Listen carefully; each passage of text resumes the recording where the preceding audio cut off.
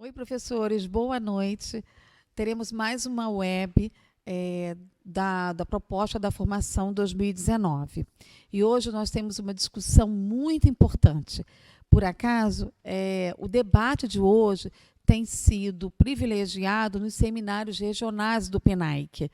E sobre a orientação da professora Patrícia Corsino, os formadores, né, que trabalharam conosco no PNAEC da Educação Infantil estão desenvolvendo uma proposta muito interessante sobre a literatura. Na nossa ementa, o eixo 4 é sobre a leitura literal e a literatura. Hoje, então, em especial, nós vamos tratar deste assunto. Nós temos hoje a professora Patrícia Corsino e a professora Ludmila, que vão desenvolver com vocês. Enquanto as professoras estiverem falando, não esqueçam de anotar suas perguntas. Se você não tiver perguntas, anote sua avaliação, alguma coisa que lhe chamou a atenção, que você gostaria de entender melhor, ou que foi importante para a sua formação. Anote, porque depois nós vamos discutir juntas, e aí você estará aí, sobre o que você trouxe de importante, tá?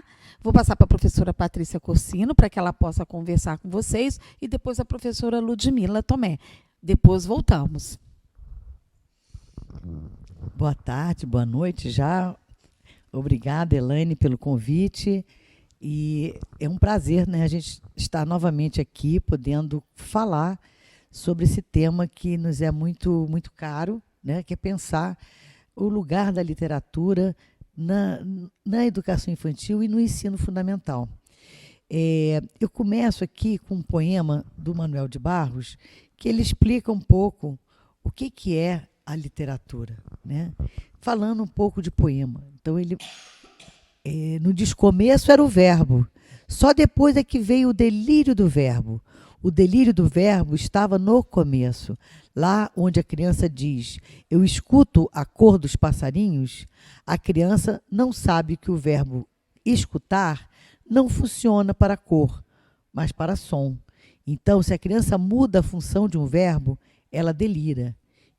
E pois, em poesia, que é a voz do poeta, que é a voz de fazer nascimentos, o verbo tem que pegar delírio.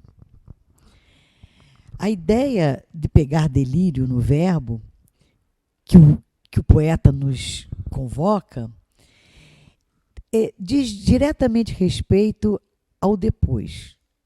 Como que a gente ouve uma história, ou a gente lê uma história, ou lê um poema, lê um texto literário, como é que aquele texto vai... esse momento em que o texto passa a fazer sentido, né? Esse tempo é um tempo muito subjetivo, não é um tempo que a gente possa medir, não é um tempo que a gente possa regular. E esse tempo é um tempo necessário para essa produção de sentido, que muitas vezes a gente na escola, a gente não dá a oportunidade desse tempo acontecer, né? E esse verbo que tem que pegar delírio, né?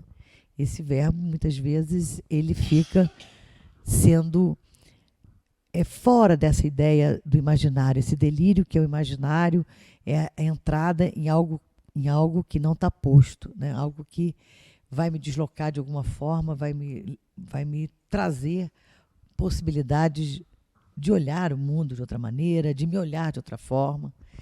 Então, esse é um convite, assim, o texto literário, ele é um texto que ele é provocador, né? Ele tem que fazer esse movimento, né? Que metaforicamente aqui o poeta chama de delírio, né? Então, essa já é uma pergunta, né? Quando a gente lê literatura para as crianças, e aí a gente tem que ler mesmo, a gente já conversou sobre isso, eu vou trazer agora aqui nesse momento da webconferência alguns pontos que nós já falamos e estamos falando aí no correr dos seminários regionais, né? Que nos faça refletir sobre qual é o lugar da literatura nessa formação das crianças, né? Bom, nós trouxemos uma fala lá na nossa conferência do Antônio Cândido, que tem sido bastante, de um texto do Antônio Cândido, bastante lido, que a gente já deu também essa referência, que é o direito à literatura, a gente encontra na internet com facilidade. O Antônio Cândido, ele fala assim: chamarei de literatura, da maneira mais ampla possível, todas as criações de toque poético, ficcional ou dramático, em todos os níveis de uma sociedade, em todos os tipos de cultura, desde o que chamamos folclore, lenda, xiste, até as formas mais complexas e difíceis da produção escrita das grandes civilizações. Vista deste modo, a literatura aparece claramente como manifestação universal de todos os homens em todos os tempos. Não há homem que possa viver sem ela, isto é, sem a possibilidade de entrar em contato com alguma espécie de fabulação. Bom, e aí, ora, se ninguém pode passar 24 horas sem mergulhar no universo da ficção e da poesia, a literatura concebida no sentido amplo a que me referi parece responder a uma necessidade universal, que precisa ser satisfeita e cuja satisfação constitui um direito. Então, o Cândido ele vai tecer esse argumento que nos favorece aqui a pensar, primeiro, o que é literatura, né? A gente tem aí muitas definições, mas ele apresenta como toda produção de toque poético e ficcional, né? Ou dramático, né? Então, a gente tem aí uma explosão, né, desse conceito, né? E, com isso, muita coisa está incluída como literatura, né? Então, está incluído os textos de tradição oral, chamados de literatura oral, toda essa, então, parlendas, trava-línguas, tudo isso que a gente tem, muitas vezes, trazido para dentro da sala. Muitas vezes os livros também, dos anos iniciais, trazem, né, cantigas de roda, pequenos quadras, né, pequenas quadrinhas, adivinhas, trava-línguas. Isso tem sido recorrente, a presença desses gêneros, né, nos livros, né? Mas também a gente inclui toda essa performance da palavra, né, da palavra que é falada, que é ouvida. Então, os recitais de poesia, as histórias que a gente conta, né? E que inclui toda a questão do corpo, da voz, dessa dramaticidade que muitas vezes a literatura ela tem uma forte relação, né, não só com a escrita, mas também com o drama, com o teatro, né? Com o cinema. Originalmente, o cinema ele se valeu e ainda se vale de adaptações de obras literárias, né? Então, a gente hoje tem gêneros, suportes, tudo isso de forma muito ampliada a gente pode trazer a literatura, né? E hoje a literatura inclui também os aplicativos digitais, né?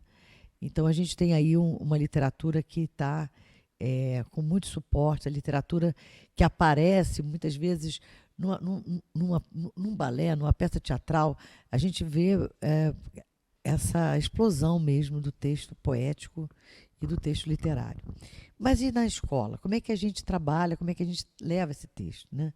Então, a gente tem aí uma ampliação, mas uma ampliação que nos coloca diretamente frente à questão da arte, né? A literatura vista na sua perspectiva artística. Então, e a arte, como o Bakhtin, que é outra citação que a gente traz, quando o Bakhtin vai falar que a arte é a possibilidade de vivenciar, em vez de uma vida, várias vidas, né? E assim enriquecer a experiência da minha vida real, comungar de dentro com uma outra vida em prol em prol da sua significação vital. Então, a relação do leitor com o texto literário é uma relação que leva essa essa reflexão, né, leva a esse olhar para si mesmo, mas também essa possibilidade de, de circular em outros mundos, de circular em outros tempos, a possibilidade de viver outras vidas, como ele coloca, né? Nesse processo ou de identificação, ou de até mesmo de não identificação com o personagem, né? Ou com aquela situação. Então, a literatura ela amplia, né? Ela provoca deslocamentos, né?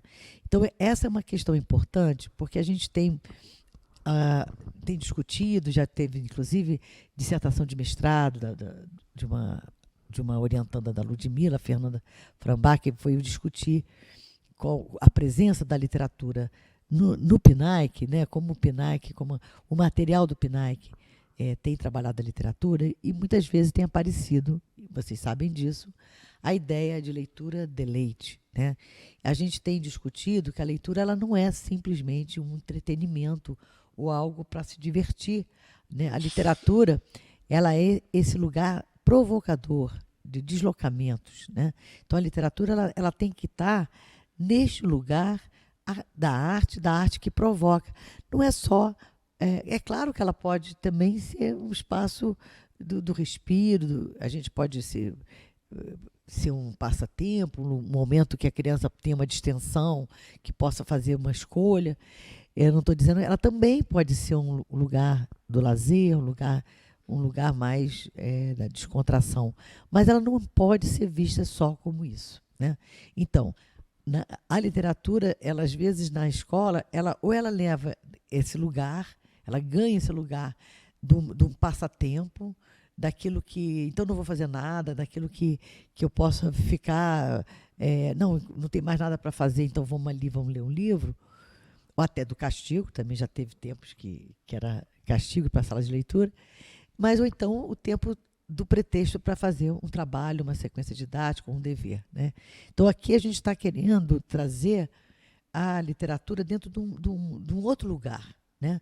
Desse lugar formador, desse lugar formativo, desse lugar sensível, da apreciação estética, desse olhar para dentro e olhar para fora, né? Muitas vezes a gente costuma dizer que a literatura ela é tanto espelho quanto janela, quanto porta que se abre, né? Então, essa porta que se abre e que a gente precisa pensar que, ao abrir uma porta, muitas coisas podem acontecer. Então, eu vou ler aqui para vocês um livro que fala justamente dessa metáfora da porta que se abre, né? Esse livro ele foi escrito e ilustrado pelo Alexandre Rampazzo e se chama Se Eu Abrir Essa Porta Agora. Bom, ele tem um projeto que é uma sanfona. Daria para a gente focalizar aqui o livro? Bom, se eu abrir esta porta agora,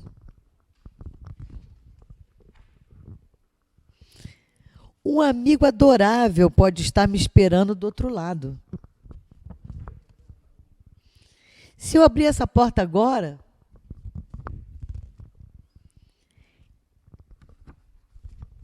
espero sair e pegar o pé dele de surpresa para brincar de pega-pega. Então, se eu abrir essa porta agora, vou continuar lendo, né? Vou querer abraçar, apertar e até dar mordidinhas de felicidade no meu novo amigo. Se eu abrir essa porta agora, a gente pode brincar que eu sou ele e que ele sou eu e ninguém vai notar. Se eu abrir essa porta agora, eu disfarçado como se fosse ele, fico brincando com os brinquedos, então vamos enganar todo mundo, até o pai e a mãe dele. Se eu abrir esta porta agora, eu sei que vou adorar. 1, 2, 3. Vou abrir a porta. Agora.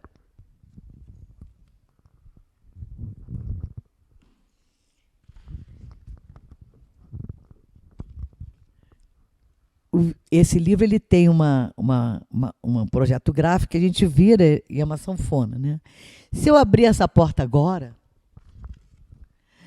um monstro terrível pode estar me esperando do outro lado. Se eu abrir essa porta agora, ele pode querer sair, puxar meu pé e me pegar. Se eu abrir essa porta agora, ele pode querer me devorar. Se eu abrir essa porta agora, ele pode até querer tomar o meu lugar e fingir que sou eu.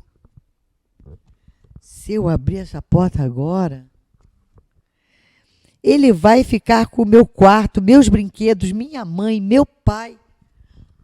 Se eu abrir essa porta agora, eu sei que eu vou me arrepender.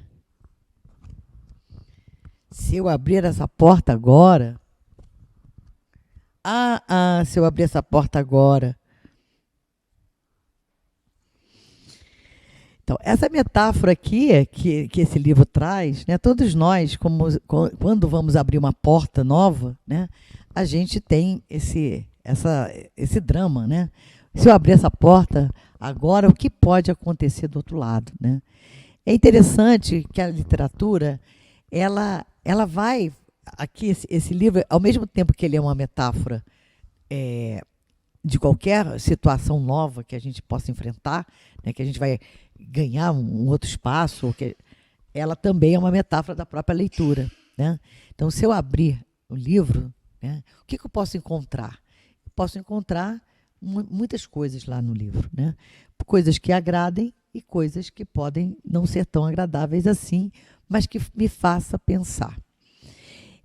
Nós também, algumas de nós que foi dar webconferência, usou um pequeno vídeo do Roger Mello. Eu não usei e recomendo a vocês entrarem, que chama-se Criança Criar, Roger Mello, que é um autor de literatura infantil. Esse pequeno vídeo de 5 minutos, ele é um vídeo também muito interessante, porque o Roger Mello, como autor muito premiado, um artista, né, não só da palavra, quanto também um artista das artes gráficas, né, ele é um ilustrador premiado, ele vai trazer uma questão da arte que eu acho muito interessante, que ele fala assim, a arte não facilita. A arte não é para facilitar, né? Mas pela arte, pela literatura, todas essas o que talvez fosse muito mais difícil seria eu explicar para uma criança ou uma pessoa que está dentro de uma situação nova, né? Eu explicar, olha, se você acontecer isso, pode aquilo, né? Mas a literatura nos dá uma possibilidade dessa reflexão ser feita por mim a partir de uma metáfora que eu, por exemplo, como esse livro que eu trouxe traz, né? Então, entender que a literatura é um espaço que se abre, né? E essa questão que muitas vezes a gente fica querendo fazer da literatura algo muito objetivo, né? Essa objetividade, muitas vezes, de destacar uma palavra, dessa palavra dividir em sílabas, dessas sílabas a gente faz as famílias silábicas. Eu estou dando alguns exemplos de situações muito recorrentes, quando a gente vai entra em contato com professores, formas de pensar a alfabetização, e a literatura muitas vezes entra nesse lugar, né? Só que ela tem que ter um outro lugar muito mais ampliado do que um mero recurso para, então, destacar uma palavra, ou para eu pensar a pontuação, né? Claro que a gente, toda essa parte, né, do ensino da língua feito também por via da literatura, ele pode ser muito mais rico do que quando a gente faz de forma isolada, descontextualizada. Mas esse momento inicial de se deixar realmente se envolver com esse texto, né, deixar esse texto nos tomar, né, é fundamental. E aí a pergunta que a gente faz, né, para os professores é: como é que a gente tem dado esse tempo para esse encantamento e para esse movimento mesmo de se olhar e de olhar o outro? Eu vou aqui ler também uma citação da Lígia Cademartori, que ela vai dizer o seguinte: ao criar um mundo próprio, a literatura reage ao mundo fora do texto, desviando-se dele, revogando suas leis naturais, revertendo e revisando seus postulados, suas crenças. O discurso literário só avança na contramão e é deste modo que consegue tomar audíveis as mais diferentes vozes, estabelecer diálogos diversos e inusitados, acolher o próximo e o distante, o estranho e o familiar. Se o faz, é porque oferece mitos e contramitos, capazes de abalar o que acreditamos ser inquestionável, o que supunhamos sentir e pensar.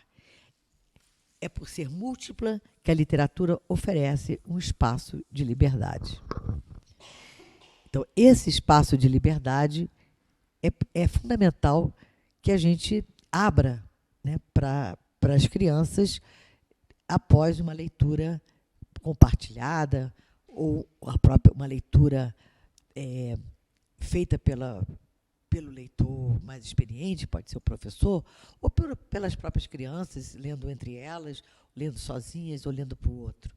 Esse lugar também de leitor é fundamental, né? A criança se sentir, eu sou leitora e eu posso ler para o outro, né?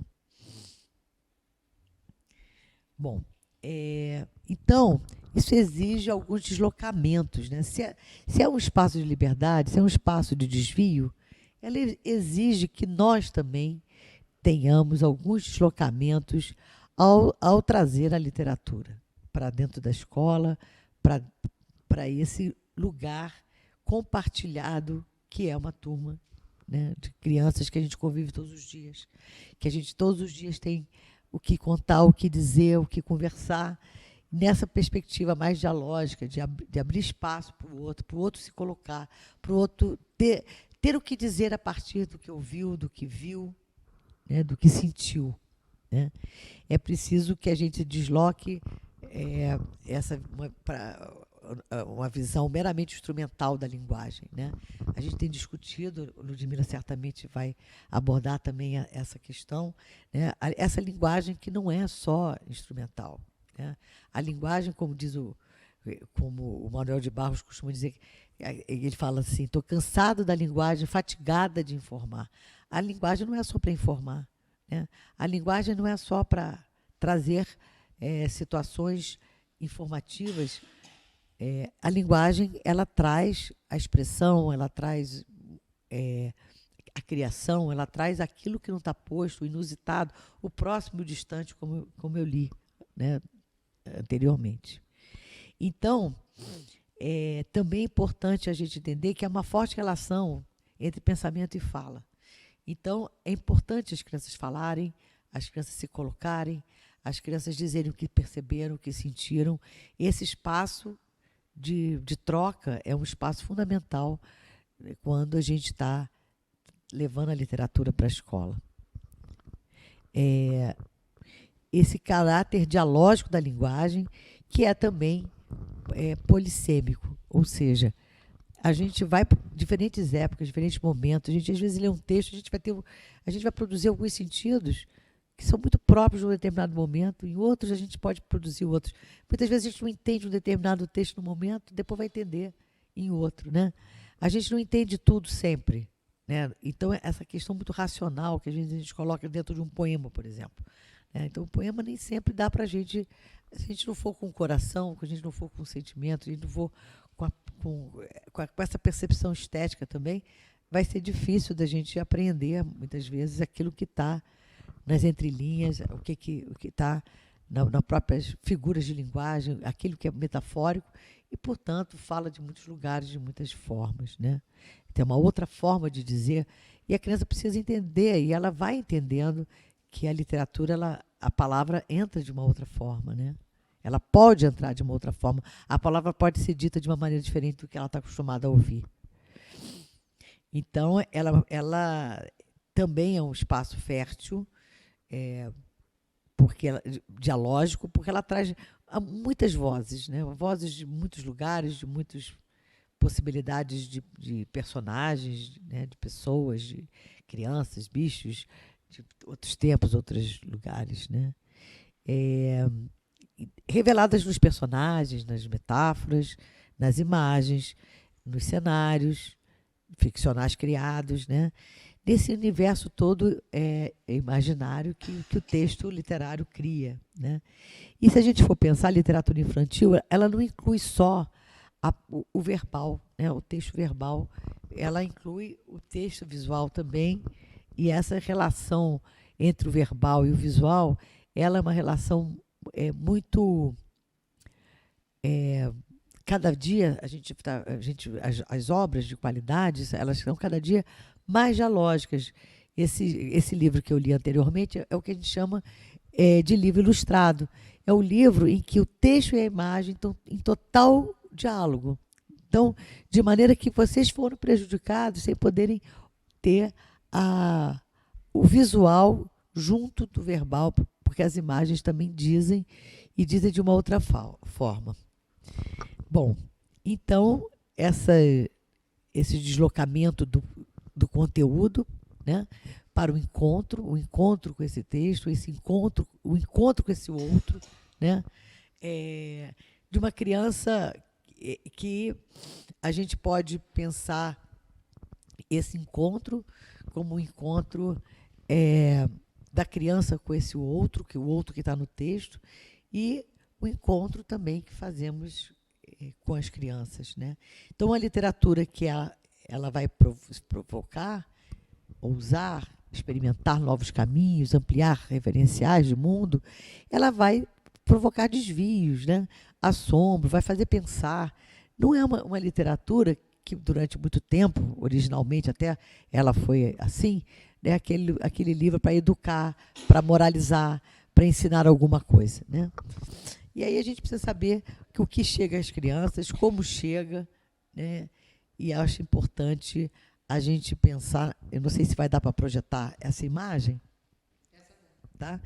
Então, eu trouxe essa imagem porque essa é um quadro, né? É um quadro sobre o que seria uma visão de rizoma, né? Que são conexões que não são lineares.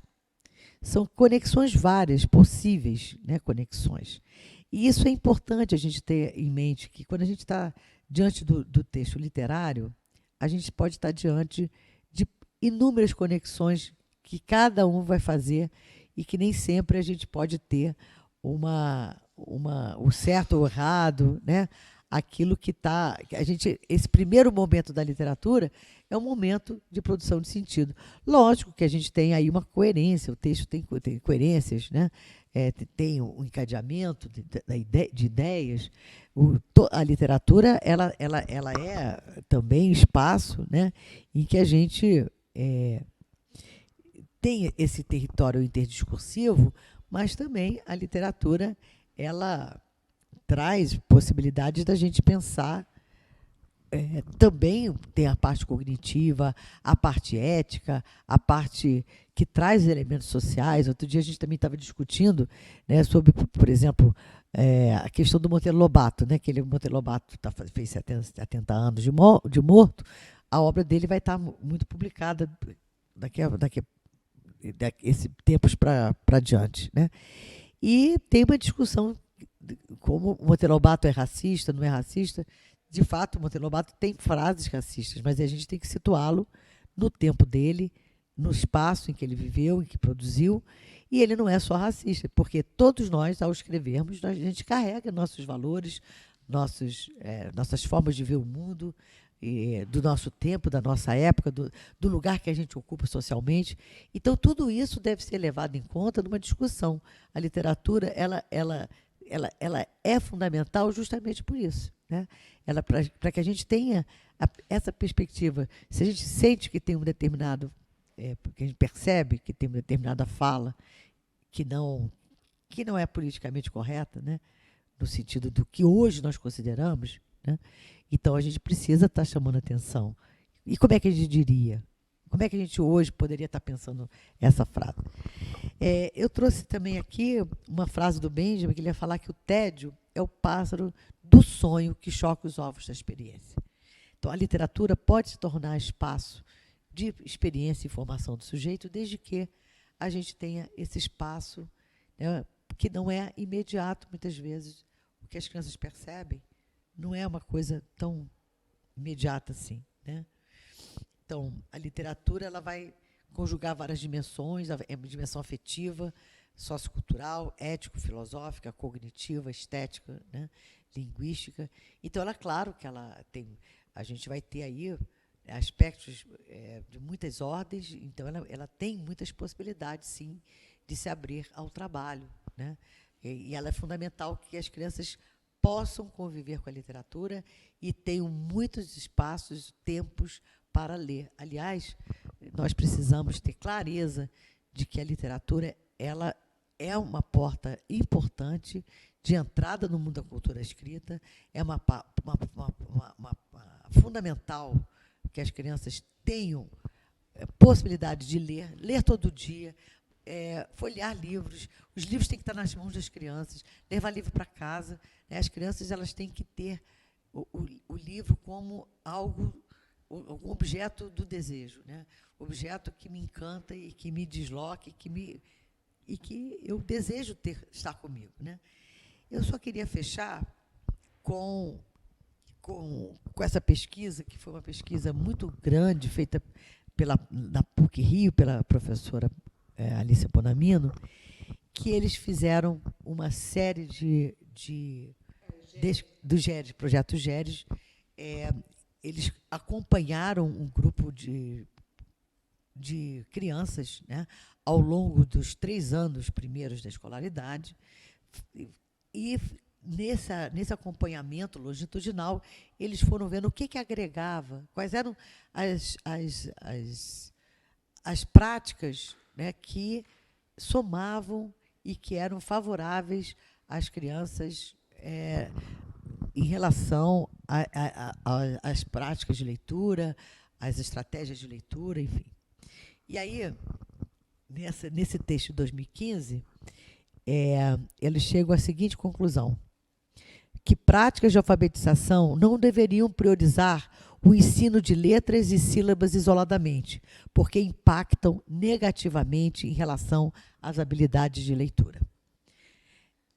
Então, essa foi uma das conclusões. Quer dizer, eu estou falando aqui porque hoje a gente tem justamente uma outra visão de que as crianças aprendem melhor, começando, inclusive, do fonema, né, que seriam os métodos fônicos, né?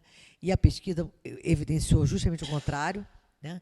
Que as crianças que estão mais expostas às leituras, elas têm maior facilidade para ler e para produzir significado. Essas habilidades de leitura têm a ver com compreensão, têm a ver com localizar informações, têm a ver com uma série de habilidades nesse sentido, né?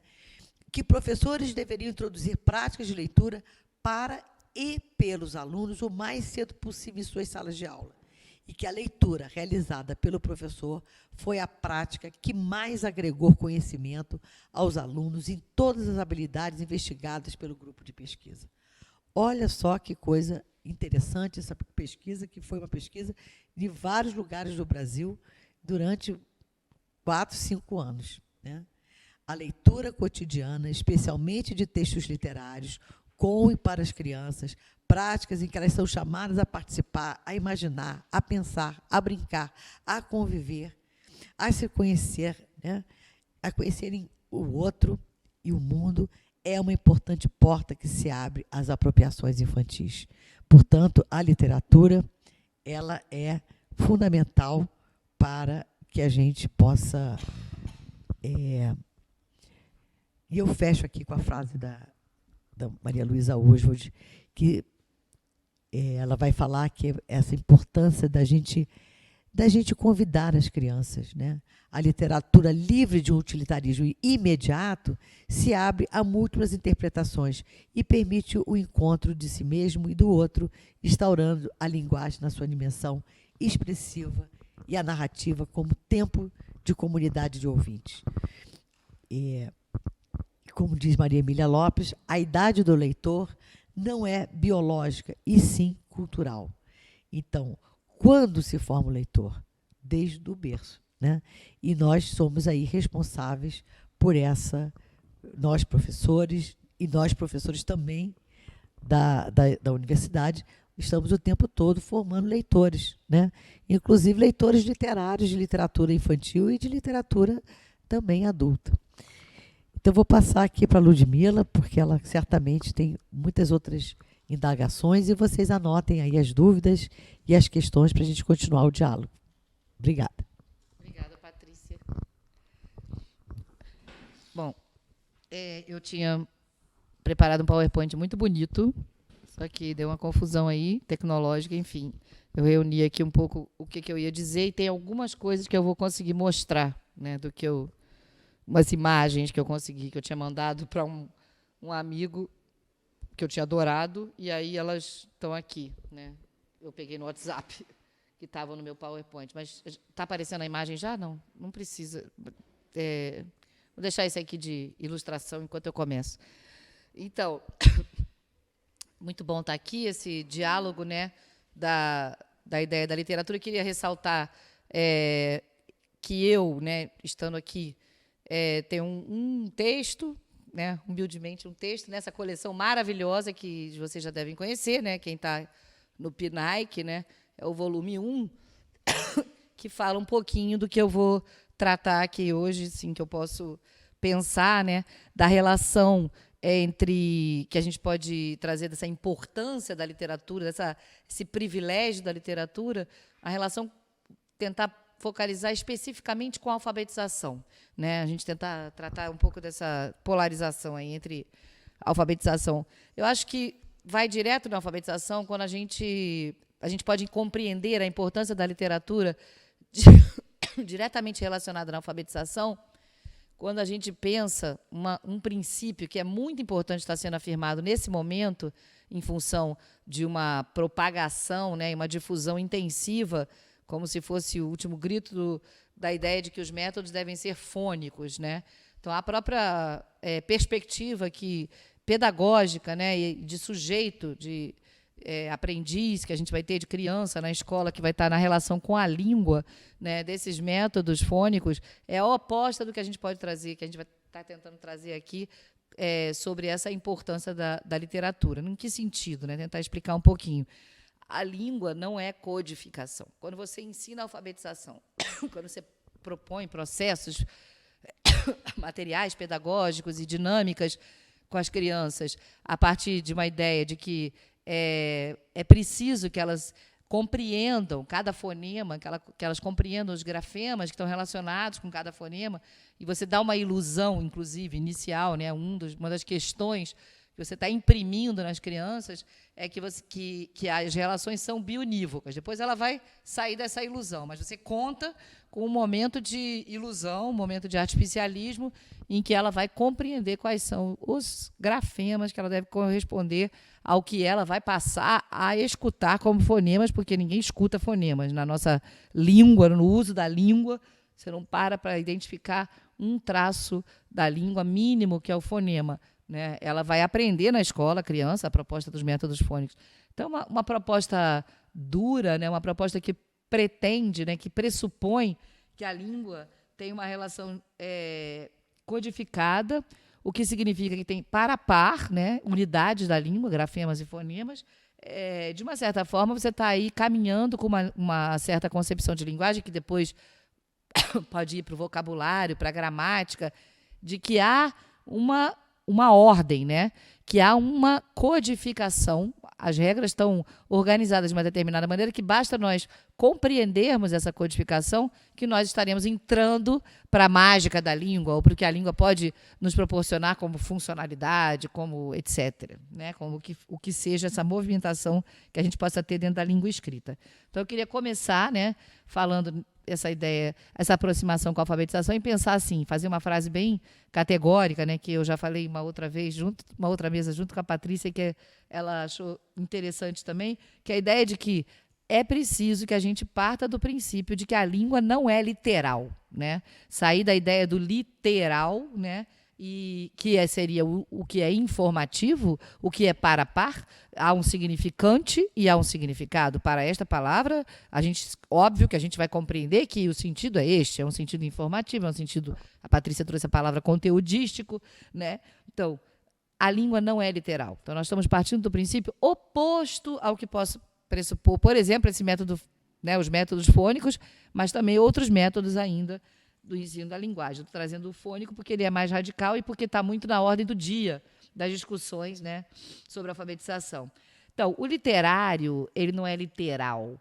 Eu acho que estaria mais para fazer um jogo assim de palavras e mais mágico e poético, a gente pensar que ele está mais no litoral, né? Ele vai no limite dessa terra firme, né, para uma diluição dos sentidos. Essa terra que a gente vai andar pensando que o significado e o significante estão juntos, que o fonema e o grafema estão juntos, que a gente tem uma codificação da língua mais sistemática, né, uma ordem que a gente deve aprender, né? É preciso que a gente pense nesse limite entre essa terra firme e o que possa nos diluir para sentidos inusitados, para uma ordem da língua que vai necessariamente nos surpreender e não nos informar e nos trazer um conteúdo. Então, eu tenho aqui essa figura que eu vou mostrar.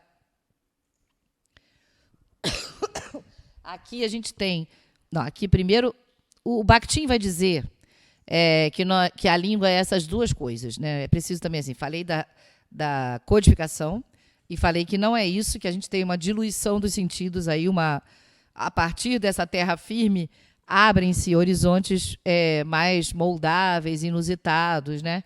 Então, assim, aqui, pegando a fala do Bakhtin, né, mais com o texto dele do Marxismo e Filosofia da Linguagem, que, na verdade, é o Voloshinov, né? A gente vai ter a ideia do reflexo, que é o que está aqui, né? Então, você tem uma imagem simetricamente, objetivamente, vamos dizer assim, refletida, é exatamente o espelho, né?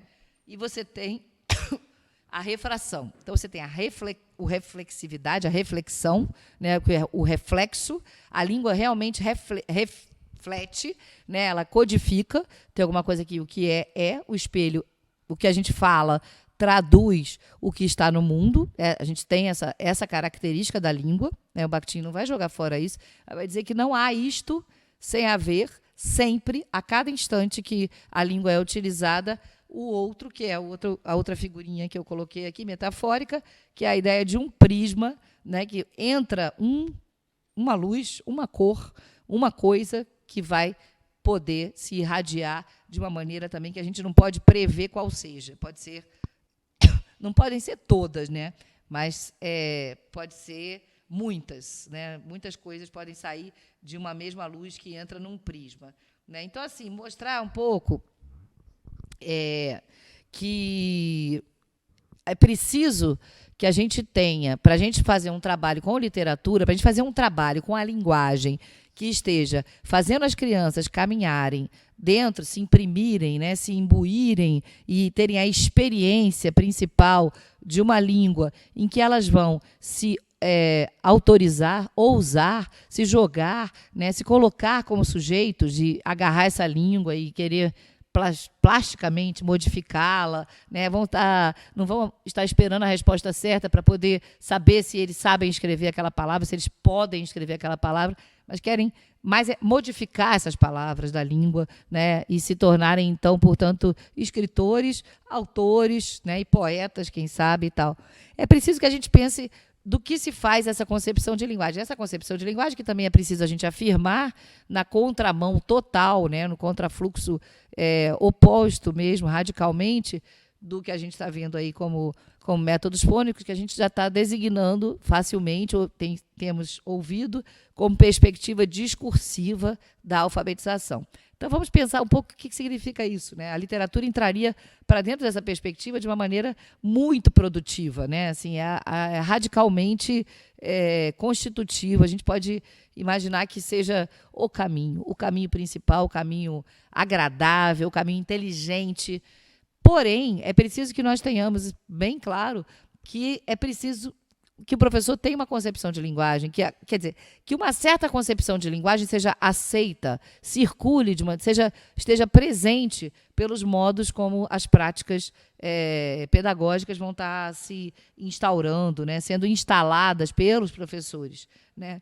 Eu diria que uma concepção de linguagem que a gente precisa que permita a gente entender simultaneamente a linguagem, né? A gente pensar o que a gente quer ensinar. O que a gente quer ensinar são as letras, o que a gente quer ensinar são os sentidos, o que a gente quer ensinar é que a criança se coloque na posição autoral de se lançar numa folha em branco com a escrita espontânea. O que a gente pretende com a alfabetização é que eles preencham cadernos em que esteja garantido, entre aspas, que eles saibam a relação bionívoca da qual a gente estava falando, né? Assim, ao mesmo tempo que a gente tem que ter uma certa concepção de linguagem, né? Essa ideia de que a gente sabe do que se trata essa matéria para a gente poder querer que as crianças entrem para dentro da língua, né? A concepção de linguagem com a língua, né? Linguagem verbal, a gente vai produzir interações propícias para isso, né? Então, assim, se a linguagem é o que nós cremos com a perspectiva discursiva, ela é necessariamente interação. Nós só podemos fazer as nossas crianças aprenderem a língua escrita se elas estiverem imersas, inteiradas, inscritas dentro de interações que eu propuser. Um certo tipo de interação em que a gente vai ter a qualidade da interação seria da interlocução, ou seja, as interações são mediadas pela linguagem, o que significa que não é uma interação com alguma coisa que é parada, um objeto, a língua, por exemplo, exposta chapadamente num quadro, num ditado, né? Tem aquela coisa pronta que começa e termina e todos vão fazer igual, né? Mas ela é alguma coisa que movimenta, que transforma, a criança vai estar manipulando a língua enquanto ela estiver aprendendo. Apenas se ela manipular a língua é que ela vai aprender. Isso significa que ela vai sentir a transformação desse objeto. Tá? E aí eu queria destacar uma coisa que eu gosto muito, assim, tenho pensado bastante, no livro que saiu da Ana Luísa Smolka, que não é dela, organizado para ela, né? Organizado em homenagem ao livro dela, que é A Criança na Fase Inicial da Escrita. Então, saiu um livro comemorativo de 30 anos desse livro, e tem um artigo da própria autora, da Ana Luísa Smolka, dentre outros artigos de outros autores, em que ela vai trazer uma problematização sobre a ideia de espaços de elaboração. Ela vai destacar essa expressão que aparece no livro dela, que foi a tese de doutorado dela, né? E ela vai dizer que isso foi muito estranhado, né? Isso tem sido... Essa seria, talvez, a causa da gente não conseguir, a gente tentar entender o que significa isso, que aparece tanto no livro dela, na perspectiva que ela propõe, que é a perspectiva discursiva. O vazio que isso traz é justamente a causa da gente ter uma dificuldade de incorporar essa concepção, vamos dizer assim, e ela vai tentar explicar isso um pouco. Na verdade, assim, os espaços, né, os espaços de elaboração são espaços, o que significa que são intervalos, são vazios, são hiatos, né? Tem alguma coisa aí que é uma distância regular, uma distância positiva, interessante, né, o suficiente, né, exotópica, para usar o termo do Bakhtin, em que você vai poder se situar nas interações. Então, os sujeitos vão se situar de uma determinada maneira entre si, né? O professor e seus alunos, por exemplo. Seria maravilhoso a gente pensar. Então, tem um pedagógico aí, uma distância regulamentar que o professor tem que encontrar para que ele produza nos alunos a instigação, né, para estarem instigados a poder falar. Passando de um certo ponto, os alunos já não vão falar tanto, né? Qual é essa posição? Né? Qual é essa distância exotopicamente perfeita, né? Que é empática, né? Para que haja ali dentro uma produção de linguagem naquele grupo, entre alunos e professor, e entre os alunos, se essas interações forem feitas de uma determinada maneira ideal, os alunos vão estar sempre se regulando, se argumentando entre si, criticando, defendendo e se ajudando também nesse sentido interativo, né? Então, essa posição específica do professor que forma esse vazio, né, entre ele e os alunos. Somente a folha em branco vai permitir a gente ter uma escrita espontânea, né? Se a gente tiver uma folha já com os quadrinhos, com as lacunas e tal, a gente não vai ter sujeito ali, né? Então, para que a gente produza esses sujeitos, essa distância regulamentar, a ideia dessa escrita, né, essa escrita que vai sair, né, que as crianças vão finalmente produzir, que é o nosso objetivo maior da alfabetização, eu diria, fazendo uma frase bonitinha também, que é uma escrita com escuta, né? Então, tudo que os alunos produzirem como linguagem, situando aí com escrita, porque, na verdade, eles vão ter que produzir muita oralidade também. Essa escrita não vai acontecer se não tiver camadas e camadas de interações pela oralidade, tá?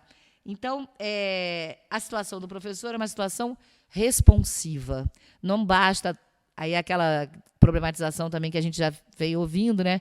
Não basta a gente dar voz para a criança. Criança, toma a voz. Vai, pode falar. A vez, né? Na verdade, essa voz não é voz, é vez. Você deixa a criança falar. Mas se você não acolhe essa fala dela, se você não devolve alguma coisa que você pôde pensar considerando inteligente, considerando interessante, considerando realmente pertinente dentro das discussões, se você não devolve esse sentido que você pode fazer, você está longe ainda do caminho, né? Então, essa responsividade é fundamental. Uma coisa importante da gente pensar, que está bem nesse volume também que eu mostrei aqui, né? Em outros textos, não só o meu é bem pequenininho e tal, mas em outros textos que estão nesse volume vão falar dessa questão de que esse professor também, além dele ter essa escuta acolhedora, né, que vai ser responsiva e tal para esse aluno nessa interação, né, isso tudo eu estou falando, gente, do trabalho com a linguagem, a gente vai chegar lá, mas a literatura é o lugar onde isso pode acontecer, porque os sentidos vão estar sempre para além de qualquer possibilidade de você apenas capturar o que é conteudístico, o que é informativo, né? Você precisa desse a mais na literatura para que aconteça um trabalho literário mesmo, que você não esteja empobrecendo os poderes, né, as potências da literatura. Então, essa relação entre letramento e discurso, né? A gente pensar que, para a gente fazer um trabalho discursivo por dentro de sala de aula, a gente precisa de um professor que seja ele mesmo leitor. Isso é uma coisa que a gente salta, isso está bem colocado aqui no volume, né? Nesse volume especificamente, essa formação cultural do professor, né? Que o professor esteja inserido em práticas sociais de leitura e escrita, ele seja por si mesmo um leitor literário, para que ele passe a tratar de literatura com suas crianças, trazer literatura para suas crianças, a seleção que ele vai fazer, as escolhas que ele vai fazer para suas crianças, e, às vezes, a hesitação também, que é muito importante. Você faz um planejamento, você pensa que vai ser muito bacana trazer aquele livro, até porque no ano passado você já trouxe, ou porque o livro acabou de sair, por razões, às vezes, externas, né? E aí, de repente, não dá certo. Então, assim, você está nessa medida da escuta para você também ter essas idas e voltas. Então, é preciso que o professor conte com textos reais da cultura, né, para esse professor ser esse agente, né, ele que vai trazer o que está efetivamente em funcionamento na cultura, para a gente pensar quais são os gêneros discursivos que serão interessados, né, serão interessantes para os alunos ficarem interessados, tá? Bom, isso é uma questão importante, né? E, do ponto de vista agora mais pedagógico, vamos dizer assim, do que se vai fazer com a leitura, com a literatura e tal, para que essas interações sejam produtivas nessa medida que eu tentei trazer para vocês, a gente pensar na oralidade, né? A alfabetização é a passagem, vamos dizer assim, a criança já domina, a criança já está dentro da oralidade, ela se movimenta na linguagem muito bem. Quando a gente chega ali, é um outro movimento que ela vai entender como uma outra semiose da língua escrita, da língua verbal, né? A língua verbal já é dominada por ela, já domina palavras, já domina frases, já está circulando e, inclusive, já faz poesia, né? Ou já conhece poesia pela oralidade e tal. A gente não esquecer que essa passagem, vamos dizer assim, ou essa aquisição, né? Essa, como é que fala isso? Essa incorporação de uma nova camada da língua, que é a escrita, ela não pode fazer um esquecimento da oralidade. Pelo contrário, a oralidade é o que vai banhar, o creme mesmo, que vai permitir que esse caminho possa ser feito com mais verdade, né, efetividade, que as enunciações vão acontecer de um ponto de vista mais autoral. É pela oralidade que esse professor, né, que vai ter essa perspectiva discursiva, vai trazer para as crianças a crença, né, a verdade de ser autor. Né? Você tem uma opinião, você vai defender uma ideia, você vai discordar, né, do professor, inclusive, ou discordar entre os colegas e tal. Isso já é uma semente importantíssima, uma semente, não é pouca coisa, de autoria. Né? Então, a criança passa a ser um produtor, por um lado. Ele produz, ele está vendo a materialidade do que ele fala, né? Então, do que acontece como discurso, os impactos que isso vai causar nos outros e tal. E a outra ideia é que ele está autorizado, ele não está censurado. Ele está como sujeito de linguagem, ele está no movimento de autorização. Então, ele pode, né, ter um movimento aí de atividade, posicionamento muito positivo. Tá? Então, a ideia é de que essa oralidade vai alimentar a escrita. Na hora que a criança for pegar na caneta para poder fazer a sua escrita espontânea, ela vai estar mais autorizada se ela, pela oralidade, já tiver tido essa oportunidade, né, muitas oportunidades.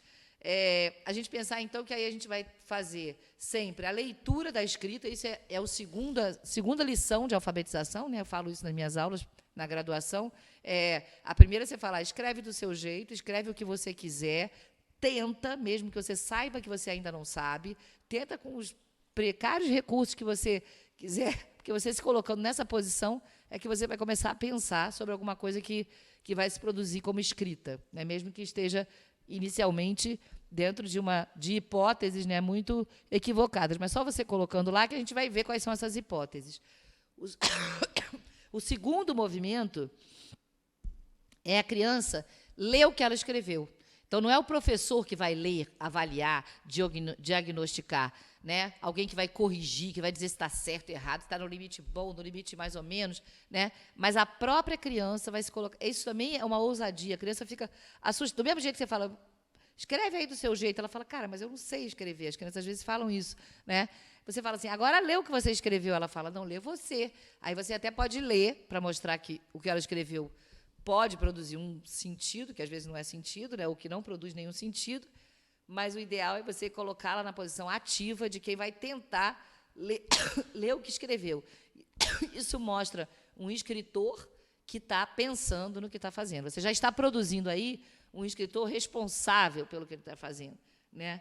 Então, essa leitura da escrita é tão eficaz quanto a escrita da leitura, né? Que aí a gente cai, por exemplo, na literatura. A gente lendo muita leitura literária, então a gente para a história antes e pede para as pessoas terminarem, né? Para as crianças terminarem. Ou você, enquanto está lendo, elas estão anotando coisas que elas vão querer mudar, enfim, fazer jogos de escrita da leitura, ou escrever, depois que acaba uma leitura inteira também, você escrever sua opinião, fazer uma resenha, criar, né, mecanismos e jogos que as crianças escrevam sobre o que leram. Né? Mas a ideia é a gente ficar entre a leitura e a escrita, entre a oralidade e a escrita, essa mescla aí entre as coisas. Então, essa pedagogia, com tudo isso que eu tentei falar aqui rapidamente, sem slide, né? Que estava tudo no slide, essa pedagogia está baseada no movimento epilinguístico, né? Que é uma ideia de que você vai sempre estar analisando o linguístico, analisando espontaneamente, analisando sabendo que pode errar, analisando que aquilo é uma hipótese, que todos fazem hipótese, a professora está autorizando você a fazer hipóteses. Algumas hipóteses são descritas, né, pelo construtivismo da Emília Ferreira, a psicogênese da língua escrita, mas outras são ainda de outra ordem, né? Por que a criança risca? Por que a criança rasura? Por que a criança faz a letra espelhada? Por que ela escreve da esquerda para a direita, de vez em quando da direita para a esquerda? Então, assim, ela vai experimentar os comentários que ela possa fazer sobre esse metalinguístico. É um metalinguístico, mas é um metalinguístico espontâneo, né? É uma consciência metalinguística que você está estimulando, mas de uma ordem mais espontânea, né? Ela não precisa estar sabendo exatamente as categorias sobre a linguagem que nós esperaríamos que ela desculpa, gente, que ela tivesse. Bom,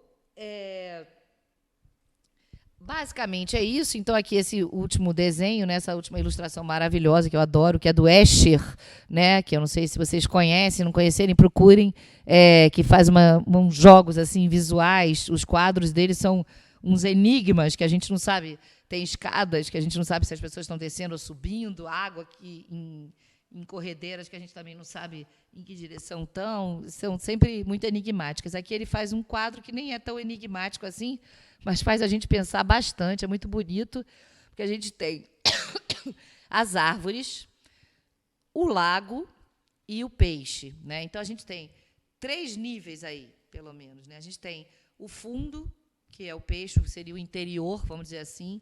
A gente tem o que está fora, o exterior, refletido nesse espelho d'água, que eu diria que a gente estava falando de epilinguístico, né? Eu acho que essa nossa camada, né? A camada entre nossa, né, de pele, do nosso corpo, entre o nosso exterior e o nosso interior.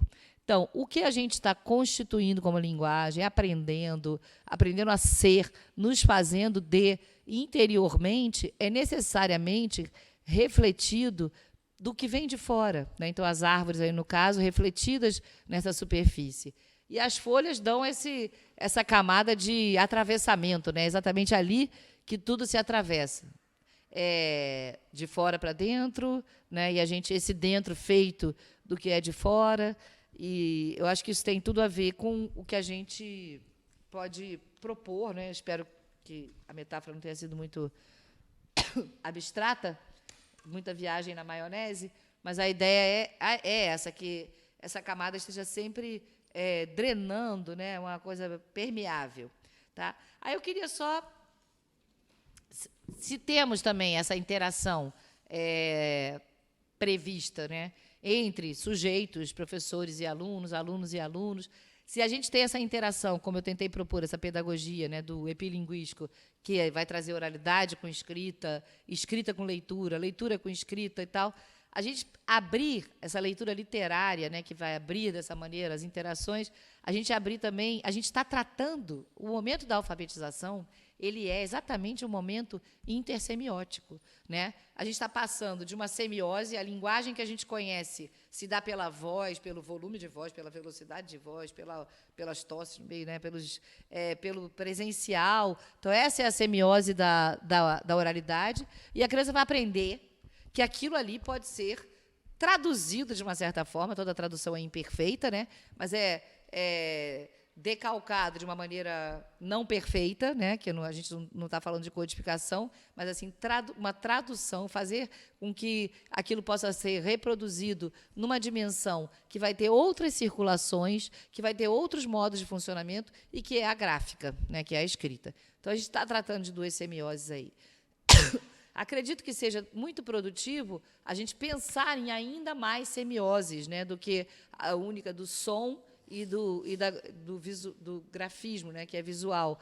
Mas a gente pensar... Aí eu trouxe esse livro aqui, que é muito bonito, eu não vou ler, né, mas é um livro do André Neves, chamado Nuno e as Coisas Incríveis. É a história de um menino que desenha muito e encontra uma menina que faz poesia, né? Segura aqui para mim. Vou só mostrar a página do meio, que eu acho muito lindo. O livro é lindo. Aqui no meio... Começa contando quem é o Nuno e ele vai encontrar essa amiga, que um pouco apaixonado e tal, e ela, então, faz poesia. Então, aqui tem o encontro dos dois. Na página central do livro, né, a gente tem o encontro. E as cores do Nuno são azuis e as cores dela são vermelhas. Bom, eu não vou poder contar a história, mas só que trazer esse exemplo, depois vocês vão atrás. Segura para mim, só mais um pouquinho. Um outro exemplo muito legal também... Você conhece esse aqui, né, Patrícia? é porque o Roger Mello fez uma viagem para o Marrocos, e aí quando ele chegou, e ele foi desenhando, ele é mais ilustrador, né? Ele também escreve, mas ele é mais ilustrador. Ele foi fazendo um carnê de viagem, né? Como os artistas gostam de fazer. Chama Desertos, esse livro, é do Roger Mello e da Rosiane Murai. A Rosiana Murai, ela é poetisa, né? Ela escreve poesia. Então, o que ela fez? Um movimento totalmente contrário do que a gente tem em mente, que a escrita vem primeiro e depois a gente tem as imagens. Aqui a gente teve as imagens numa viagem que ele fez e depois ela inventou o texto escrito, né? Então, a gente tem um livro que foi feito assim, obrigada, em outra direção, né? Também está brincando com as semioses. Aí esse aqui também, que eu amo, porque eu sou muito fã do Ivan Zig, né? Ele é um grande artista, inclusive ele tem viajado muito aí pelo Brasil, conversado muito com criança, com professor, e ele é um grande ilustrador, né? Esse livro tem ilustrações dele, o texto é da Cristiane Gribel, chama Com a Pulga Atrás da Orelha, e é muito interessante porque eles brincam e comentam com a literalidade, né? Não é literal, as expressões da língua, com a pulga atrás da orelha, a vaca foi para o brejo, onde é que eu vou amarrar meu burro, várias expressões que eles selecionam, eles vão brincar como isso não é literal. Que diabo é isso? Que os adultos falam, as crianças têm que entender que os adultos falam e que isso não é literal. E aí eu gosto muito porque ele faz as ilustrações do literal, né? Então, e aí, nesse sentido, a gente vai viajando no que é a linguagem e entrando para essa margem, para além do litoral, né? Para o que possa ser essa tempestade, né? Essa coisa mais movimentada, que seriam as ondas do mar. E, para terminar, um outro livro que eu não sei se vocês conhecem, enigmático também, que chama Socorram em Marrocos, de Andrés Sandoval. Na verdade, é uma organização, porque são vários autores, porque para fazer o que esse livro tem que fazer, não é fácil, não. Eu passaria, sei lá, acho que uns 10 anos para cada página, porque o livro é de palíndromos, né? Então, como esse mais conhecido, que é o nome do livro, Socorram em Marrocos, se você ler ao contrário, Socorram-me em Marrocos, você vai ter a frase Socorram-me em Marrocos. Os palíndromos são isso. Então, o livro são artistas, poetas, escritores, que fizeram palíndromos, tá? Não vou dar spoiler, vocês procurem, mas, enfim, eu até botei recentemente no... Deixa eu ler só um, que eu acho que está bem atual, que eu acho bonito, que é esse aqui, por exemplo, bem simples. A luta, tu lá, né? Então, você lendo ao contrário, dá a mesma coisa. Os palíndromos são isso, e eu acho que isso é muito interessante, porque joga com questões da língua, né? Deixa a gente completamente intrigado, como se fosse uma imagem da língua. A leitura da direita para a esquerda, da esquerda para a direita, vai alterar tudo. Enfim, alguns são livros que podem instigar, intrigar, interessar em processos de alfabetização, em que a gente esteja promovendo todo esse tipo de situação por dentro desses espaços, desses hiatos, desses intervalos, desses vazios que eu tentei mostrar para vocês. Bom, acho que é isso. Espero que eu tenha sido clara.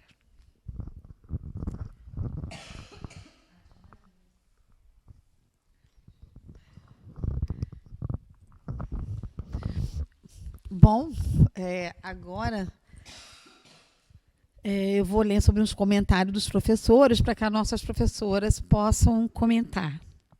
A Simone da Costa Conceição Oliveira, ela disse o seguinte: podemos dizer então que o bom leitor é aquele que, envolvido numa relação de interação com a obra literária, encontra significado quando lê, procura compreender o texto e relaciona com o mundo à sua volta, construindo e elaborando novos significados do que foi lido.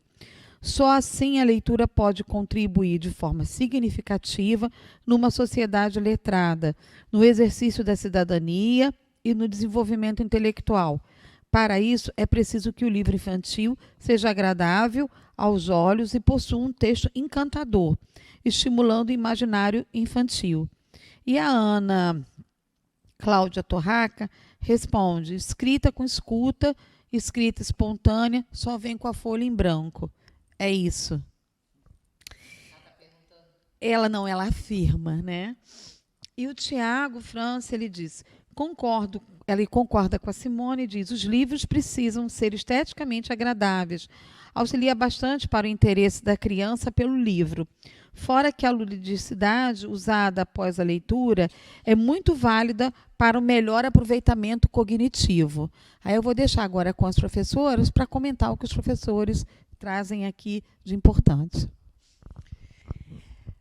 Eu acho que as nossas falas, elas se complementaram, né, de alguma maneira, né, porque a gente está partindo aí dessa concepção discursiva. Então, assim, a literatura ela tem que provocar mesmo, ela tem que provocar essa conversa, né, esse diálogo. Então, um bom leitor é aquele que vai compreender, mas ele vai para além da compreensão, do literal, como a gente estava colocando aqui, né? Ele vai extrapolar, ele vai relacionar com outras coisas, da vida dele, do mundo, né? Então, por isso que a gente tem dito assim, o bom leitor, ele acaba tendo uma visão crítica do mundo, porque ele não vai olhar o mundo como se tivesse uma coisa determinada, ou resposta única, né? Tem muitas possibilidades de ver esse mundo e muitas possibilidades de você se relacionar com ele. Então, esses espaços abertos, né, para conversar, para dizer, para colocar os pontos de vista em diálogo, eu acho que eu sempre digo que professor não é animador de festa. Porque o professor não deve nunca falar assim, quem quer, quem vai, porque isso não é ser professor, né? O professor ele vai colocar justamente os pontos de vista em diálogo.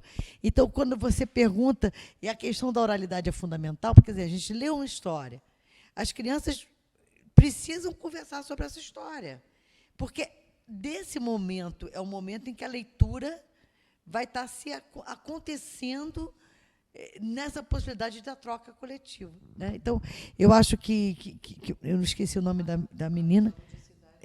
A questão da ludicidade, eu acho assim, a literatura, ela tem esse lado, ela pode ter muitas formas de trazer, né? O lúdico, ou seja, pela forma, por exemplo, esse livro que eu abri, que era uma sanfona, esse outro que você está abrindo, que ele abre diferente. Então, muitos livros são meio, né, são jogos, né? Ele brinca com os significados também, porque a ludicidade ela está tanto na materialidade, como na proposta propriamente dita, mas também a ludicidade que se dá no interior da própria obra, né? É lúdico porque tem uma ludicidade na própria situação da obra, né? Eu não li esse livro, que eu recomendo também, já que a Ludmila também fez essa. Esse aqui é um livro em que duas crianças estão olhando um ninho, né, de passarinho, e aí eles vão comentar o que será que está acontecendo nesse ninho de passarinho. E a criança, um menino, uma menina, começam a imaginar o que está lá no ninho, né? Será que está fazendo isso? Não, ele está fazendo docinho. Não, eles são namorados, eles são marido e mulher. E tem um lado de humor, né? Então, como a gente pega, por exemplo, um poema que tem rima, ou que joga com significados, tem um certo humor. Mas ele não é só humor. Também é importante a gente saber disso, né? A literatura não é nem sempre ela vai pegar, às vezes ela pega pelo lado mais dramático, né? O lado mais triste, né? Tem do Olavo, que esse autor aqui, o Odilon Moraes, tem um livro chamado Olavo. Olavo era um menino triste, ele começa, né? E a menina via aquele menino triste na outra da janela. E um dia ela resolve colocar um presente na porta do menino, né? Então, mas o menino era um menino triste, né? Então, ele lida com a tristeza, né? A menina tenta tirar a tristeza dando um presente. Mas, assim, então, nem todos os livros são tão lúdicos, né? Esperando Mamãe, que foi um livro também que a criança passa o trem, elas perguntam, minha mãe vem? Não, será que a minha mãe vem? né? E a mãe nunca vem, né? Então vai passando aquele trem e a mãe não vem, né? Então são livros que vão lidar com vários sentimentos, né? O humor é um deles, né? Eu acho importante que a gente crie espaços discursivos, feito a Lud trouxe, né? Esses espaços, esses intervalos que vão ser esses intervalos de produção, né? Dessa produção de discurso, mas que eu estou afetado por esse texto. Esse texto eu vou afetar o outro também com ele, né? A gente escreve quando a gente tem o que dizer para o outro, e a gente lê também nessa perspectiva. Acho que eu não respondi. Não, tem uma pergunta para você. Desculpa. Confusão.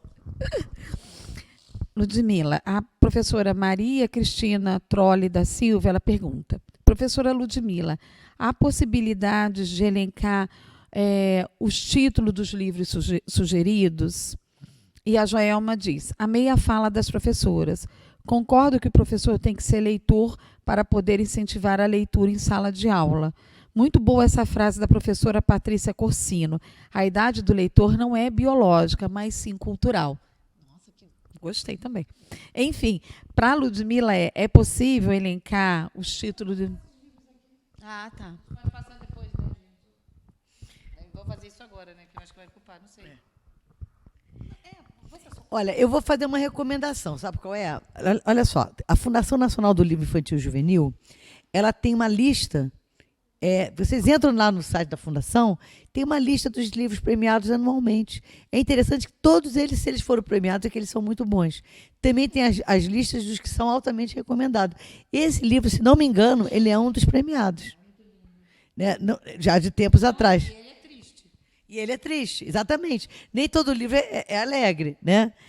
Mas, assim, eu acho que ele tem que tocar o outro, né, Blood? Mas, então, a pergunta, na verdade, é uma informação. Eu posso passar. É Nuno e as Coisas Incríveis, do André Neves. Deserto, do Roger Mello e Rosiana Murai. Com a Pulga Atrás da Orelha, de Cristiane Gribel. Ilustração do Ivan Zig. E Socorram em Marrocos, que o organizador é o André Sandoval, mas são diversos autores, cada um faz um palíndromo. Só isso que eu trouxe. Vocês podem, de repente, adquirir pela internet. Essas editoras, muitas vezes, a gente consegue comprar pela internet, né? Ana Cláudia Torraca, ela diz o seguinte: a discursividade pressupõe um ambiente onde a infância é respeitada e ouvida. Um desafio para as alfabetizadoras, um planejamento adequado. Penso que, mais que um planejamento, sim, uma organização do espaço e tempo. Poderiam comentar? Eu tentei falar, mas é que sempre fica muito abstrato, né?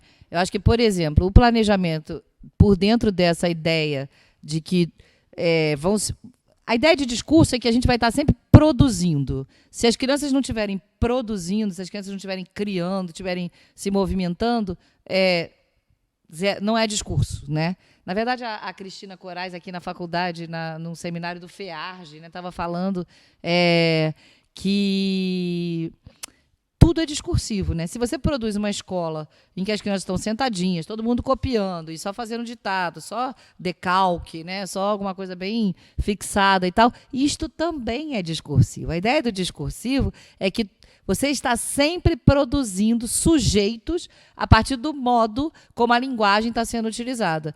Um tipo de sujeito, um sujeito que vai estar sendo constituído por uma linguagem que o oprime, uma linguagem que está distante dele. E a gente pode...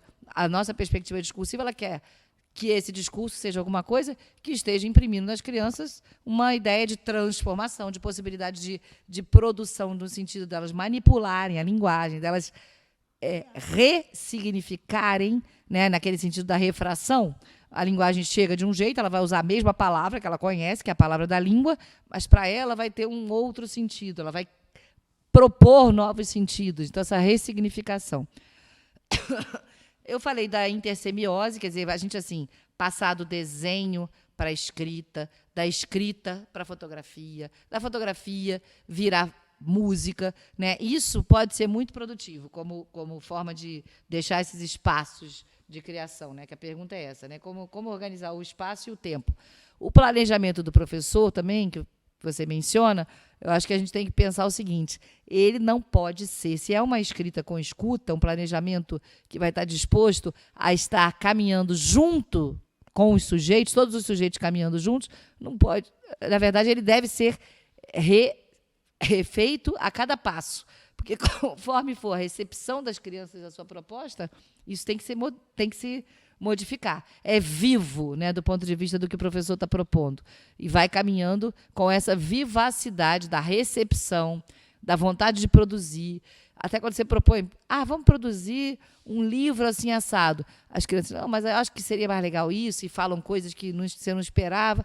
Então, essa constante dinâmica de ressignificação mas de novo, a gente cair na ideia dos espaços de elaboração que são vazios.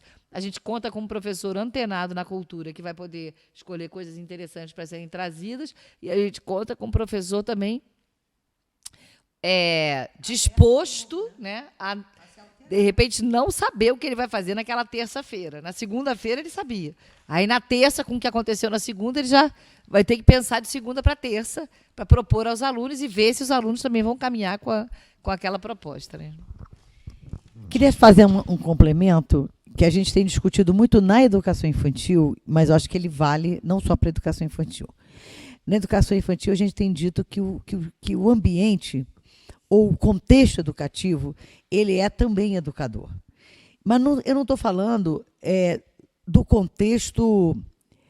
Quando a gente está falando em possibilidades de arranjos espaço-temporais em que eu tenha também uma preocupação de ter o trabalho diversificado em cantos, né, para que eu possa dar atenção. Muitas vezes assim, mas eu tenho 30 crianças, como é que eu vou resolver isso? A gente resolve, muitas vezes, isso trazendo justamente possibilidades, arrumando o ambiente de uma maneira em que as crianças possam circular sem tanto comando coletivo do professor e que ele possa estar atendendo a um e a outro de uma forma mais individualizada também.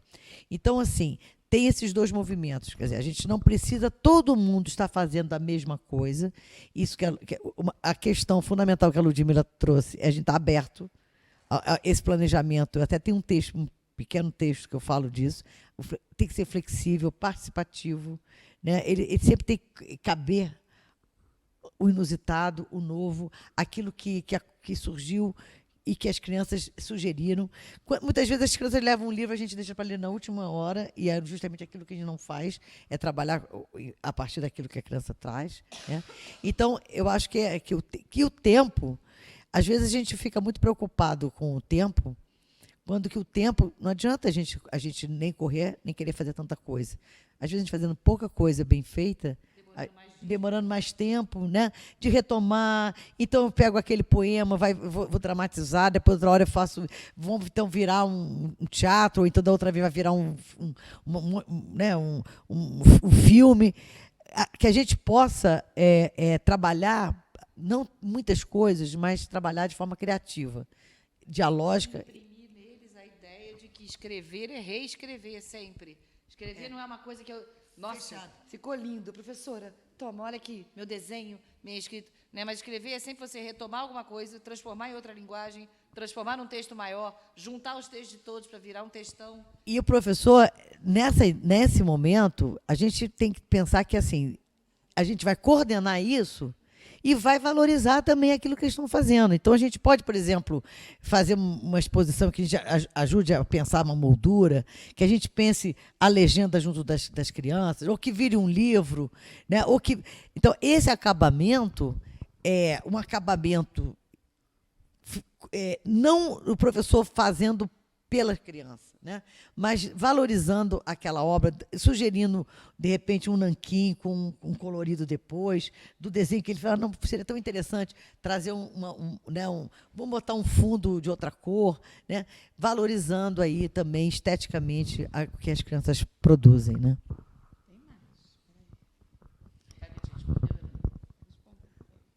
Então, quer dizer, falar de tempo e espaço, a escola nunca tem tempo, vocês repararam? A gente nunca tem tempo na escola para nada. A gente diz, não vai dar tempo. A gente não tem tempo. Isso aqui não vai ser... Então, a gente tem que ver o que ele está fazendo com o tempo, né? Porque, às vezes, não é...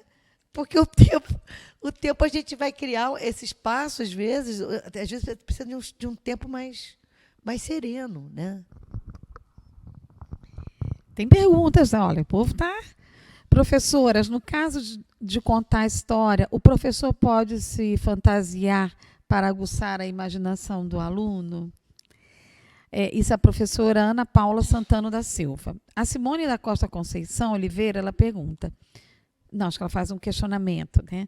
Se considerarmos que a escola tem como uma de suas funções primordiais a formação do indivíduo leitor, pois ela ocupa o espaço privilegiado do acesso à leitura, é imprescindível que a escola crie possibilidades que oportunizem o desenvolvimento do gosto pela leitura por intermédio de texto significativo para os alunos. E o Tiago faz outra pergunta. Gostaria de saber a respeito de como é possível trabalhar a linguagem e a produção da mesma e da leitura com os livros ilustrados sendo utilizados em grupos, para a finalidade de trabalhar a cooperação dos alunos e a troca do aprendizado coletivo. Bom, eu gostei quando a gente fala que a escola é o lugar privilegiado da leitura. Eu gostaria imensamente de ter essa certeza. Então, se vocês estão afirmando, eu espero que ela de fato seja. Mas não é isso que a gente tem ouvido. Então, de fato, a gente entenda que a escola deveria ser esse espaço privilegiado de leitura, com sala de leitura, com boas obras diversificadas, que a gente lesse todos os dias para e com as crianças. E não no final. E não no final, na última pressa de tudo que não dá tempo. Né? Então, se isso é uma verdade, a gente, então, tem que ter muita clareza de que tem que ter tempo e espaço para ler. E esse tempo e espaço, não, como é diariamente, eu acredito que a gente pode ter muitas formas de contar história e ler história. Né? Tenho frisado isso, porque contar histórias, narrativas, são formidáveis, mas não é a mesma coisa entre contar e ler. Então, as crianças precisam ser leitores ouvintes de texto escrito, que vão com toda a beleza, que a gente vai escolher bons textos, com toda a elaboração que o escritor, né, se empenhou ali para dar aquele ritmo, enfim, escolheu aquelas palavras, aquelas e não outras. Né? Então, isso é muito importante, que a gente tenha essa possibilidade de escolher bons textos, mas... e contar história, a gente pode contar. Se fantasiar, levar um elemento, ou de repente um fantoche, ou um personagem da história, ou um sonzinho que a gente bota um sino, um pandeiro, tudo isso podem ser recursos, mas não necessariamente a gente precisa disso. O livro se basta. Eu quero dizer a vocês que o livro se basta. O professor precisa ser altamente performático. Não, mas ele tem que ter escolhido esse livro. Tem que ser um livro que ele goste. Tem que ser um livro que ele leu antes. Não é coisa totalmente improvisada. Tem que ser um livro que ele pense em perguntas inteligentes a serem feitas depois. Né? Não ser, vocês gostaram? Né? Aquela pergunta que não precisa fazer. A gente sabe quando a criança gosta. Então, a gente tem que... A escolha... Né? Eu e Ludmila escrevemos um texto que a gente gosta muito dele, que a gente fala de 4 categorias de análise para a gente fazer escolhas. Né? Um seria a linguagem literária, o segundo seria o tratamento dado a esse tema. Como é que qualquer tema pode estar no livro, desde que ele tenha um tratamento estético, um tratamento, né, que traga, pode ser as piores tristezas, né, as maiores alegrias, né, mas o trato com aquela temática é poético, é artístico. Né? A ilustração, né? Como é que essa ilustração dialoga com o texto verbal, né? Como é que essa ilustração, se ela é criativa, o traço, se não é um traço, né, estereotipado, né, feito uma pepa que está sempre do mesmo jeito, né, aquela carinha. Né? Então, a gente... a parte do projeto gráfico que a gente falou, né? Que tem que ter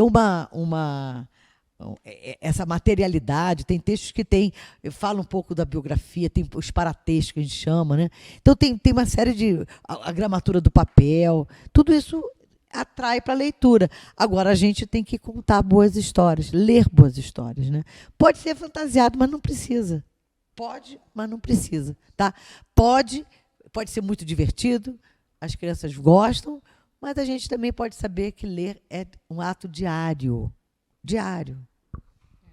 E diário com uma dosagem, né? Porque aí também você fica achando, vamos criar o hábito da leitura, tocou o sinal, agora é a hora da leitura, todo mundo sentado lendo. Como que a gente está lendo? De que maneiras a gente está lendo? Começa o ano, a gente lê, faz de uma maneira, depois com outro texto de outro tipo, a gente vai ler de outra forma. Como é que você vai ler poesia? Da mesma forma que você vai ler um romance longo, né? Uma história dessa aqui que tem tristeza, então todo mundo compenetrado e pensar nessa tristeza depois, nessa conversa que você vai ter sobre esse sentimento. Então, assim, é o hábito, quer dizer, não, como é que você falou? A frequência todos os dias, né? Mas assim, não é no final, quando já está todo mundo com a mochila nas costas, é um trabalho que tem que ser à frente dos outros, né? À frente de tudo, um trabalho com todo o tempo que precisar, né? E essa questão, quando a Ludmila está falando, a gente tem falado assim, como é que os arranjos também para leitura, né? A gente não precisa ler sempre para todo mundo, pode ler para um pequeno grupo pode estar lendo. Essas formas diferentes, eu acho que a gente tem que pensar.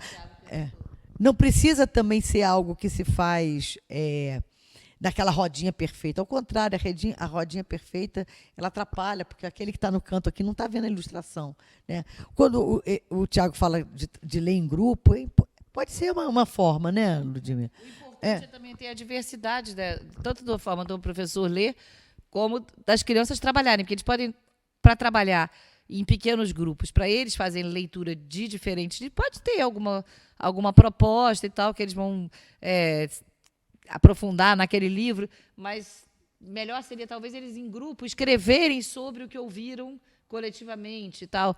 Quer dizer, você fazer várias disposições também de divisão da turma e reagrupamentos, de modo que a coisa possa variar, né, e ser adequada ao sentido que você está dando. Por exemplo, estava lembrando, tem um texto de umas professoras que estão aqui no curso de extensão comigo, né?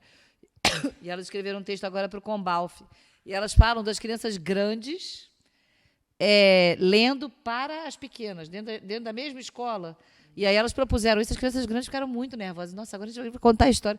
Então eles decoraram, teve criança que praticamente decorou, né? E aí foram lá, e aí fizeram os pequenos grupos, que o Tiago está falando. Cada um ficava com 2 ou 3 crianças pequenas e tal. E depois rodava. Assim, os rearranjos, a maneira como a gente vai dispor, como a gente vai distribuir, é um pouco criativamente em função dos sentidos que a gente esteja querendo dar, né? Mas sempre nessa perspectiva, né, de que a leitura ela tem que afetar o sujeito, ela não é só para cumprir uma tarefa, né? Eu acho que isso que a gente está aqui, o que é essa perspectiva discursiva, de um discursivo que se quer autonomia, de um discursivo que se quer, essa emancipação mesmo do sujeito, né? O sujeito emancipado nesse sentido dele se sentir autor, se sentir potente, se sentir que a sua opinião tem valor, né? Precisa que a gente tenha esse tempo para o diálogo, né? Olha, tem outras perguntas, mas considerando o adiantado da hora, essa é uma hora muito especial, né? Quando os professores começam a perguntar, a gente vai entendendo um pouco as dúvidas, né? A Fernanda, ela deixa um elogio, Fernanda Frambá, tá? Nossa querida. Ela diz o seguinte: 2 grandes mestras, sempre um prazer aprender com elas, web maravilhosa. Enfim, hoje foi mais um dia especial, né? E nós vamos ter que, infelizmente, professores, finalizar. O prédio fecha às 21 horas, então nós vamos ter que finalizar, mas com certeza essa mesa vai voltar em outro momento ou num evento, porque o que parece, os professores hoje, acho que eles aprenderam muito, né? Estão bombando aqui com perguntas, com comentários, e aí nós vamos continuar esse debate. Eu vou passar para as professoras, para a gente finalizar aqui com a palavra das duas. E esperamos vocês na próxima web, que acho que a nossa querida professora Ludmila, não é, professora Ludmila? Não, depois nós vamos ver. Mas é sobre aquela que nós vamos falar sobre. Depois nós vamos. Sobre a semiose da alfabetização. Não disse que era ela, gente? Eu falei que era ela. Então, vou dar para as professoras fazerem a finalização e, professoras, aguardamos vocês na próxima web, com mais um debate importante. Deixe suas colocações, que nós vamos pegar o relatório e vamos passar para as professoras e, quem sabe, continuar esse diálogo. Quem sabe não, continuaremos com o diálogo sobre leitura literal e literatura. Bom, queria agradecer a audiência, né, que a gente tenha conseguido aí passar um recado, né, e que vocês tenham boas leituras aí, boas escolhas, né? Nós temos autores de primeira ordem, primeira linha, muito de qualidade excepcional, e nós precisamos conhecê-los, né? Então, conhecer os livros, conhecer essas produções, que são muitas, né? E a gente muitas vezes não encontra nas livrarias, então a gente poder também ter acesso por via dos próprios autores, de algumas editoras, que vocês possam entrar no site. Todas elas, grande parte delas tem site, então que vocês também procurem e possam, enfim, quando tiver uma verba extra na escola, a gente poder comprar. Aqui no Rio tem o voucher quando vai para o Salão do Livro, então também fazer boas escolhas, né? E também, dentro disso, a gente sabe que hoje tem alguns programas que estão sendo finalizados, né? Da gente ter um cuidado, né, nas escolhas no PNLD, literatura, que teve recentemente, com muitas questões, porque, né, ficou muito presa a temáticas. A literatura não importa muito a temática não é o principal da literatura, né? Que a gente possa lutar por esses espaços também de compras de livros institucionalmente falando, porque é preciso que tenha livros, né? Para a gente ter leitores, nós temos que ter livros e leitores. Então, a gente tem que ter também cuidar desse espaço de livro-leitura nas escolas, das salas de leitura, né? Isso tudo faz parte de um contexto leitor, de um contexto em que o livro tem uma certa importância, né? Então, a gente pensar nas renovações, olhar também as salas de leitura. Então, isso tudo faz parte desse processo também da leitura na escola, da leitura ser importante na escola. Queria agradecer também essa palestra, essa tarde, né, que a gente está aqui, eu e Patrícia também, foi muito bom.